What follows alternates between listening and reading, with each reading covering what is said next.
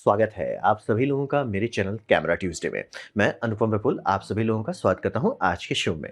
आज हम लोग बात करेंगे नाइकॉन का जो नया लेंस अनाउंस हुआ है 70-200 f2.8 VRS Mark II। तो बेसिकली समझिए जी माउंट में सेकंड 70-200 लॉन्च किया गया है। तो आइए इसे समझते हैं। तो सबसे पहले समझिए 70-200 f2.8 होली ट्रिनिटी लेंस का काफ़ी बड़ा हिस्सा है। होली ट्रिनिटी लेंस में दो ठो आते हैं, काफ़ी इंपॉर्टेंट होता है। आपका एक होता है 24-70 f2.8 और एक होता है 70-200 f2.8। एक ठो अल्ट्रा वाइड वाला तो उतना यूज नहीं होता है। बात ये है, ये तीनों लेंस को होली ट्रिनिटी इसलिए कहा जाता है, अगर ये सेट है आपके पास ये तीनों लेंस का, आप ऑलमोस्ट हर काम कर सकते हैं और क्वालिटी उतना अच्छा आएगा जितना एक प्राइम में आएगा।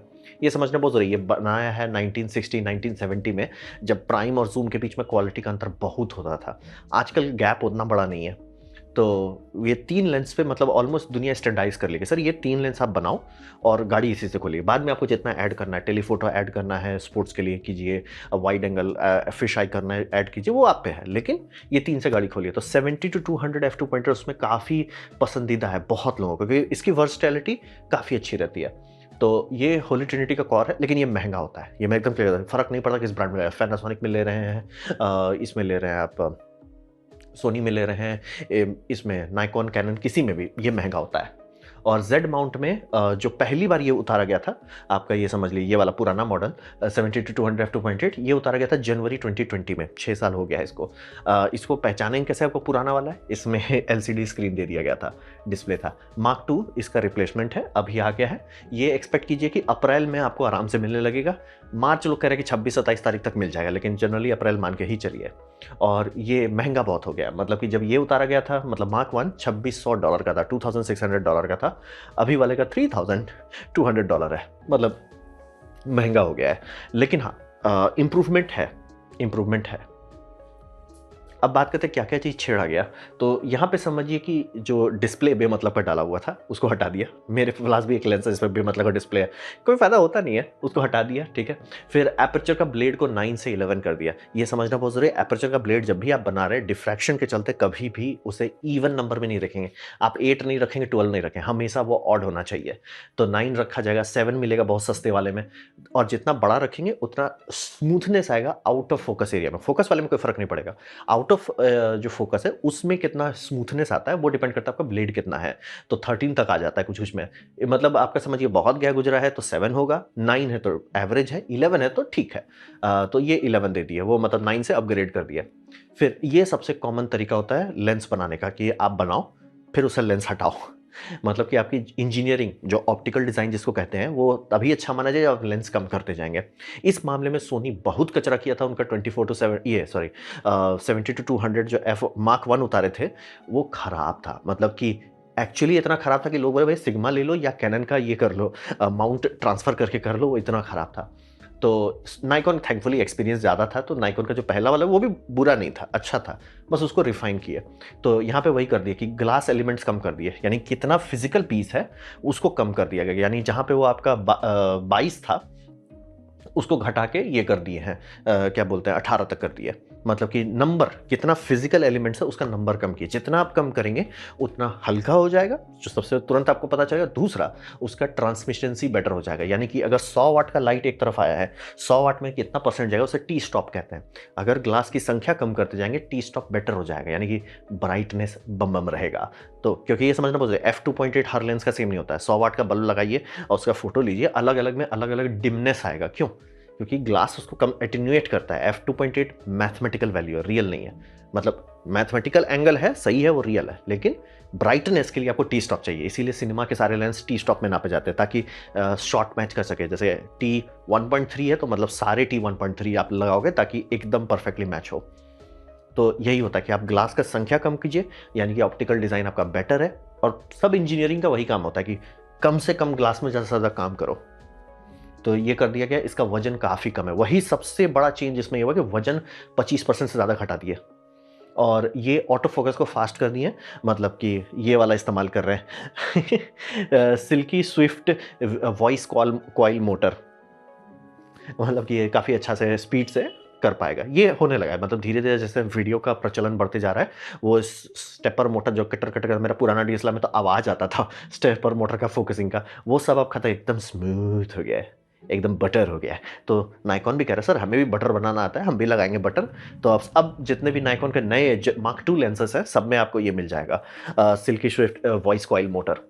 तो एक्चुअली फ़ायदा होता है कि आपका ऑटो फोकस बहुत फास्ट हो जाता है, शांत भी हो जाता है, फास्ट भी हो जाता है। मतलब कि अगर पीछे का सेंसर पकड़ के ले रहा है, आपका लेंस बोलेगा हम संभाल लेंगे। लेंस स्लो नहीं होगा। ये फूजी के साथ सबसे बड़ा दिक्कत है। फूजी मतलब ओल्ड एनालॉग डिज़ाइन में उनका लेंस जो है मतलब कि एल्गोरिदम उन्होंने अपडेट कर दिया। मिररलेस हर साल अपडेट कर, लेकिन लेंस तो है, लेंस तो स्लो है। तो मतलब कंप्यूटर बैठा हुआ है, सर आप मूव करो, हो गया। लेंस बोला हम जा रहे हैं। अरे जा रहे हैं भाई, पहुँच रहे हैं। तो वो सब समस्या सॉल्व करने के लिए ये सब टेक्नोलॉजी छेड़ना पड़ता है, तो कर दिया। और वाइब्रेशन रिडक्शन भी काफ़ी इंप्रूव किए हैं। वाव नहीं है क्योंकि हर कंपनी क्लेम करती है ऑलमोस्ट 5 स्टॉप और 5.5 स्टॉप, बट ठीक है, उसको कह रहा है नाइकॉन की हमारे पिछले वाले से थोड़ा सा बेटर है, ठीक है।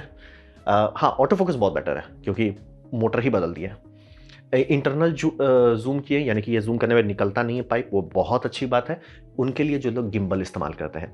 और इस तरह का लेंस बहुत इस्तेमाल होता है वेडिंग में, तो उनके लिए बहुत फ़ायदेमंद है, गिम्बल इस्तेमाल कीजिए। तो वही है। और फिर जो इसका कॉलर दिया गया है, जो इस कॉलर देखते हैं, कॉलर में शिकायत था पिछले वालों का कि कॉलर प्रोप्राइटरी था, मतलब कि उसमें ट्राइपॉड स्क्रू करो। लोग जनरली वो नहीं करते। जनरली जब भी बड़ा इक्विपमेंट का बात होता है तो उसमें ये आर्कस स्विस एक डफटेल जॉइंट है, वो जॉइंट का इस्तेमाल करते हैं क्योंकि तुरंत लॉक होता है, मतलब सट से लगाई सट से निकालिए, वो घुमाओ टाइट करो वो सब नहीं है।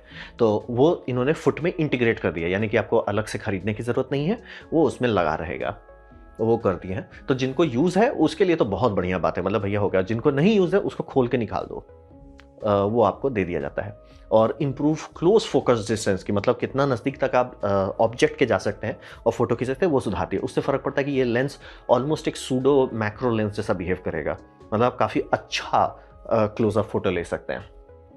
और बहुत भयानक कोटिंग पोते हैं, मतलब कितना सारा नया नया नाम ऐड किए हैं। मेसो एटमोस एम्फोरियस कोट है, फिर आर्नो कोट है, बहुत सारा कोटिंग डाला गया। बेसिकली ग्लास आप कम कर दे रहे हो और कोशिश ऐसा करो कि इंटरनल बाउंसिंग जो हो रही है लाइट की, इंटरनल फेयरिंग हो रहा है, वो सब कम कर दें। तो वही उसी पे हाय तौबा स्पेशल बटर मसाला लगाया गया है। तो ये हो गया इनका अपग्रेड्स। मतलब काफ़ी चीज़, मतलब छोटा-छोटा काफ़ी सारा अपग्रेड है और सबसे बड़ा वही है कि 26% हल्का कर दिए। अब बात करते हैं कि परफॉर्मेंस कैसा आ रहा है। तो परफॉर्मेंस ये समझिए, पहला वाला मार्क 1 खराब नहीं था। ये सोनी जैसा नहीं था कि मार्क 1 ऐसा कचरा था, भई कैसे आप इसको सेल कर रहे हो। खराब नहीं था, लेकिन वो अच्छा था और ये बेटर है, मतलब कि और स्मूथ हो गया। ज़मीन आसमान का अंतर नहीं है, लेकिन आपको फ़ील होगा कि सर अच्छा है ये। और सबसे बड़ा जो आपको फ़र्क पता चलेगा कि सर ये हल्का है, और ये कितना हल्का है, अभी कोई भी फर्स्ट पार्टी मैन्युफैक्चरर के पास, चाहे वो नायकॉन हो, चाहे सोनी हो, चाहे कैनन हो, 70-200 f2.8 नहीं है जो इससे हल्का है, ना ही पैनासोनिक का। तो ये वन ऑफ दी लाइटेस्ट, मतलब ये लेंस इतना हल्का है कि आप बिना ट्राइपॉड के इस लेंस को लॉन्ग टर्म हैंड होल्ड में यूज़ कर पाएंगे। इसीलिए बोला बहुत बड़ी बात है कि 25% वजन घटाती है। सोनी से भी ये करीब करीब 100 ग्राम से 200 ग्राम हल्का है, तो मतलब काफ़ी वजन कर दिया। और वही जो बैकग्राउंड ब्लर है 11 ब्लेड डाल देने से, वो देख रहे हैं एकदम स्मूथ ऑपरेशन हो गया है, तो आपको टेंशन नहीं लेना है। और वही ऑटो फोकस तो बहुत स्नैपी कर दिया। इसी देखिए मैक्रो फोटोग्राफी बहुत अच्छी होने लगती है, क्योंकि अगर आप पास चले जाते हो लाइट का जिक्र नहीं होता है।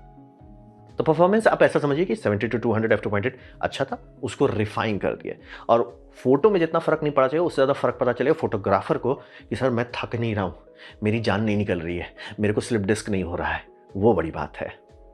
फोटो तो अच्छा है। और हाँ, मैक्रो में अंतर दिखेगा, क्योंकि दोनों का मैक्रो में बहुत चेंजेस हो गया है। बैकग्राउंड ब्लर ठीक है, कौन ध्यान दे रहा है कि सर बैकग्राउंड में एक्चुअली कैसा स्मूथनेस आ रहा है, कौन ध्यान देता है। प्रिंट पे थोड़ा सा फर्क पता चलेगा, बट लाइक ध्यान कौन देता है। लेकिन ये मैक्रो पे ध्यान दिखेगा और आपका वजन तुरंत फोटोग्राफर को पता चल जाएगा।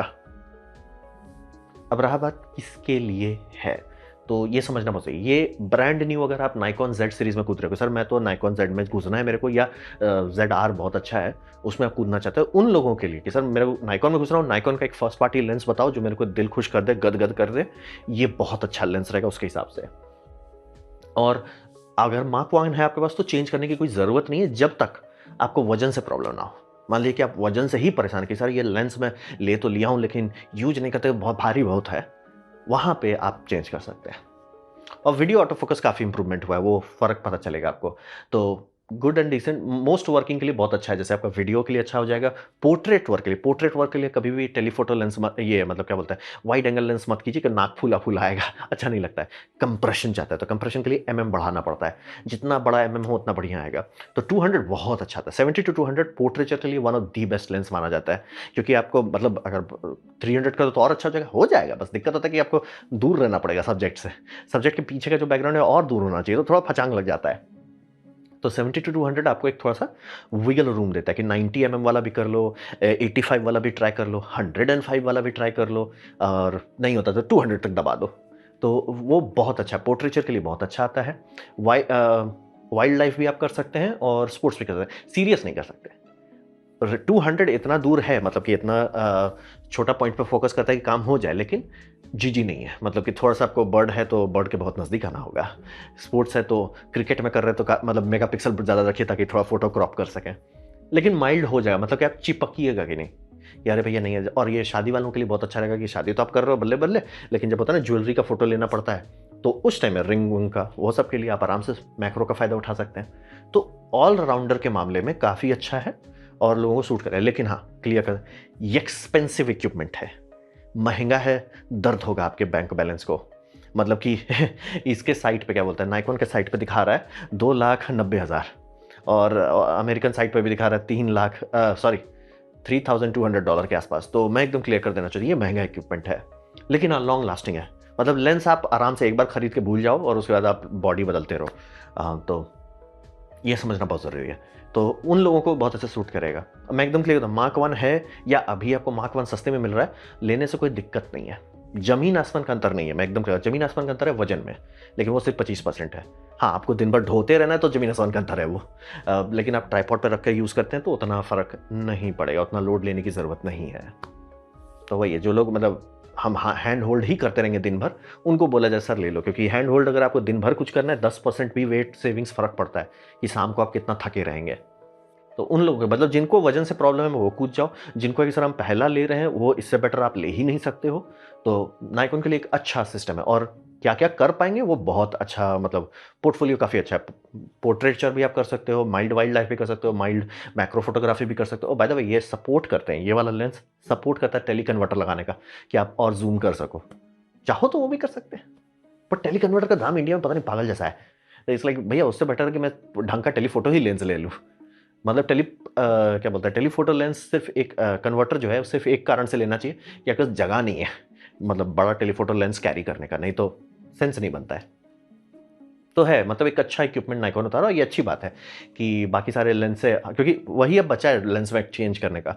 शार्पनेस हम लोग ऑलमोस्ट पहुंच गए हैं कि सर अब ज़्यादा छेड़ नहीं सकते हैं, बचा अब बस यही है कि सर उसे हल्का बनाओ ताकि कैरी कर सकें।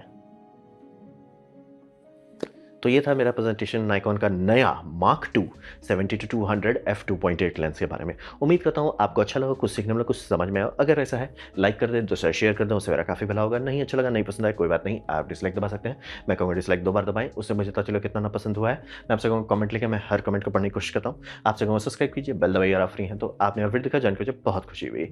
धन्यवाद।